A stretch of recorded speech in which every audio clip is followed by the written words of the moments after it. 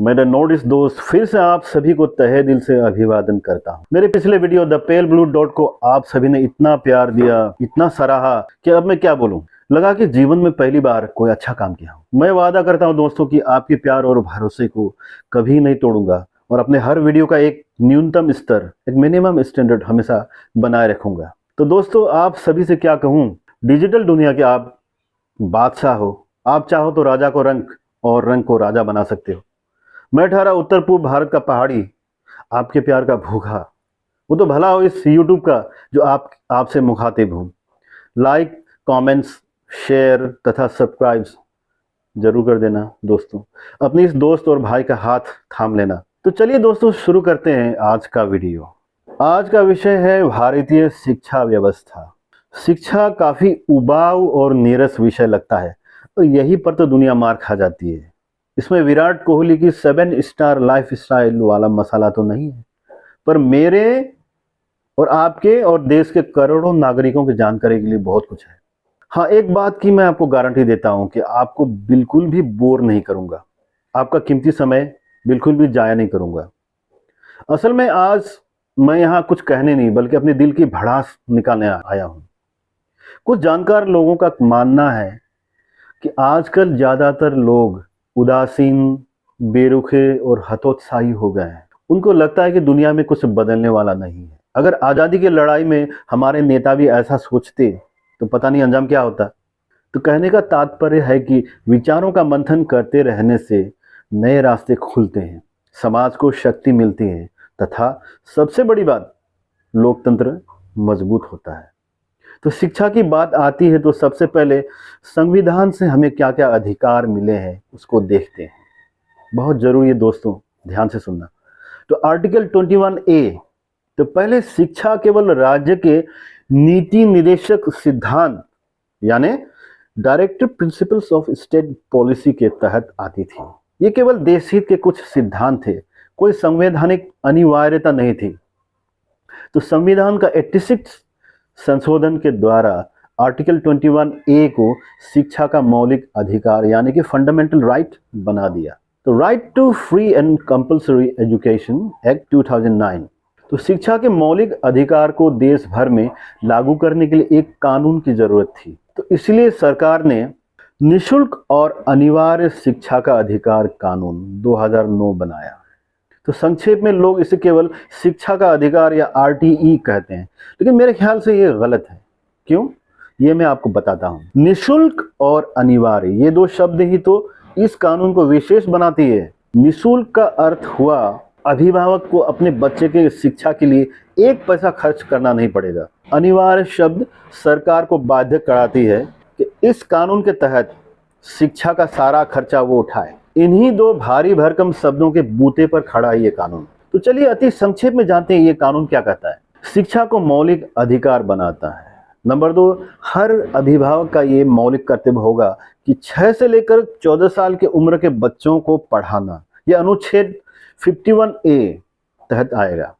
शिक्षा का norms and standards यानी मानदंड और मापदंड निर्धारण करना। देश के हर बच्चे के जन्म से लेकर 14 साल तक का रिकॉर्ड सरकार को रखना पड़ेगा। पीपल टीचर रेशियो बहुत इंपॉर्टेंट है। PTR, छात्र शिक्षक अनुपात सब में समान रखना, ग्रामीण हो या शहर, इस पर चर्चा करेंगे। अनुपात स्कूल का होगा, न कि ब्लॉक, जिला या राज्य का। इसको याद रखना दोस्तों, कारण आगे पता चलेगा। बिल्डिंग एंड इंफ्रास्ट्रक्चर यानी इमारत और आधारभूत संरचना का निर्माण और व्यवस्था करना।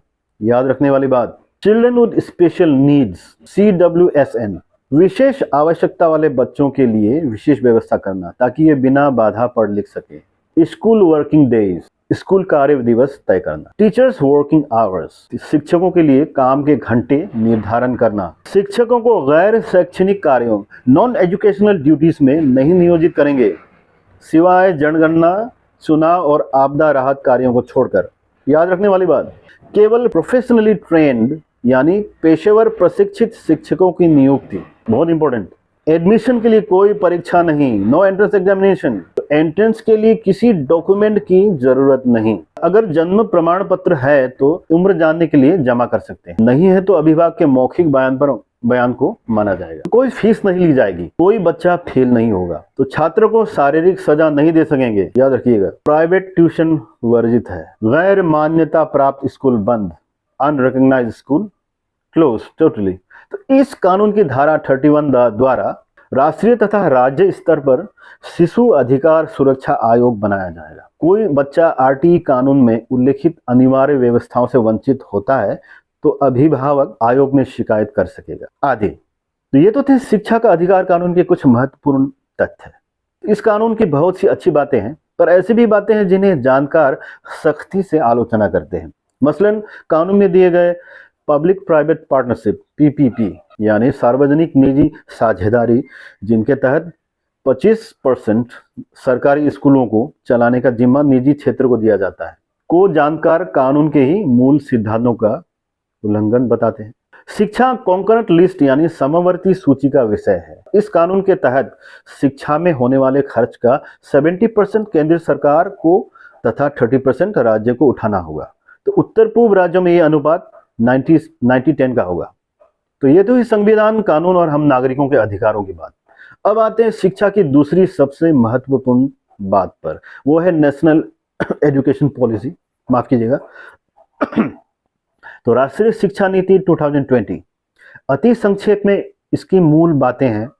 10+2 की जगह 5+3+3+4 वाला पाठ्यक्रम, जिसमें होगा पहला 5 इयर्स फाउंडेशनल स्टेज, जिसमें केजी के 3 साल और क्लास 1 क्लास 2। एक, इसमें बच्चों को अपनी मातृभाषा या स्थानीय बोली या राष्ट्रभाषा में शिक्षा दी जाएगी। नंबर 2, रंग आकार ध्वनि गतिविधि पहचानना। 3, सामाजिक भावनात्मक कौशल सोशियो इमोशनल स्किल्स, जैसे जिज्ञासा, धैर्य, सहयोगिता, घुलना मिलना, सहानुभूति आदि चीजों को जानना और सीखना। उपरोक्त ये 2 चीजें मुझे काफी इंटरेस्टिंग लगा। अगला 3 साल प्रेपरेटरी स्टेज, कक्षा 3 से लेकर 5, तो फाउंडेशनल लिटरेसी एंड न्यूमेरेसी, नई चीजें याद रखना दोस्त, foundational literacy and numeracy FLN, जो काफी महत्वपूर्ण है, को अधिक मजबूत करना। तो यूनेस्को के एक रिपोर्ट में यह भयंकर तथ्य सामने आया कि गांव के खासकर ग्रामीण क्षेत्रों में 3री और 5वीं कक्षा के 42% बच्चों को बुनियादी पढ़ाई लिखाई और गणित भी नहीं आता। इन 3 वर्षों में इन्हीं बातों पर जोर दिया जाएगा। तो नेक्स्ट 3 इयर्स मिडिल स्टेज, 6ठी से 8वीं कक्षा, अधिक औपचारिक शिक्षा फॉर्मल एजुकेशन आरंभ किया जाएगा। विषय शिक्षकों द्वारा पढ़ाई, विज्ञान, गणित, सामाजिक विज्ञान, कला आदि विषयों की अलग से पढ़ाई की जाएगी। तो next 4 years secondary stage, class 9 to 12, छात्रों को अपनी मर्जी से 5 या 6 विषयों का चुनाव करना है। विषयों को चुनने और बदलने में काफी लचीलापन होता है ताकि बच्चों को कोई परेशानी न हो। यह आज उच्च शिक्षा यानी टर्टियरी एजुकेशन को चर्चा से अलग रखता हूं, बहुत लंबा हो जाएगा, किसी दूसरे वीडियो में चर्चा कर लेंगे। और कुछ बड़े बदलाव किए हैं NEP द्वारा। मसलन अब से मानव संसाधन मंत्रालय का नाम शिक्षा मंत्रालय होगा। एक राष्ट्रीय शिक्षा आयोग नेशनल एजुकेशन कमीशन का गठन किया जाएगा, जो देश की शिक्षा व्यवस्था का सर्वोच्च टॉप अथॉरिटी होगा। इस आयोग का चेयरमैन प्रधानमंत्री स्वयं होगा। तो सबसे बड़ी और जरूरी बात, NEP 2020 ने देश की ग्रॉस डोमेस्टिक प्रोडक्ट GDP माने सकल घरेलू उत्पाद का 6% शिक्षा में खर्च करने की बात की है।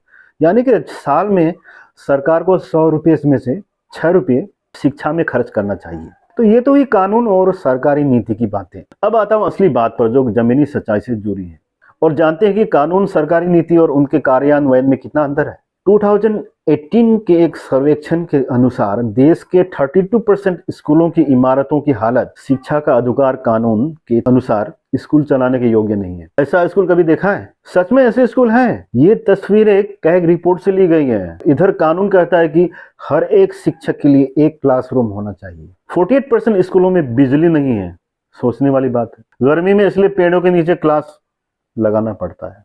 तो 72% स्कूलों में कंप्यूटर नहीं है। तो सोचो डिजिटल इंडिया का क्या होगा। 40% स्कूलों में खेल का मैदान नहीं है। बहुत बड़ी नाकामी, बहुत बड़ी नाकामी। 43% स्कूलों में बाउंड्री वॉल नहीं है। 96% स्कूलों में लेबोरेटरी नहीं है, अपना विज्ञान गया तेल लेने। 32% स्कूलों में टॉयलेट नहीं है। 48% स्कूलों में टॉयलेट तो है पर पानी, नाली और बिजली नहीं है।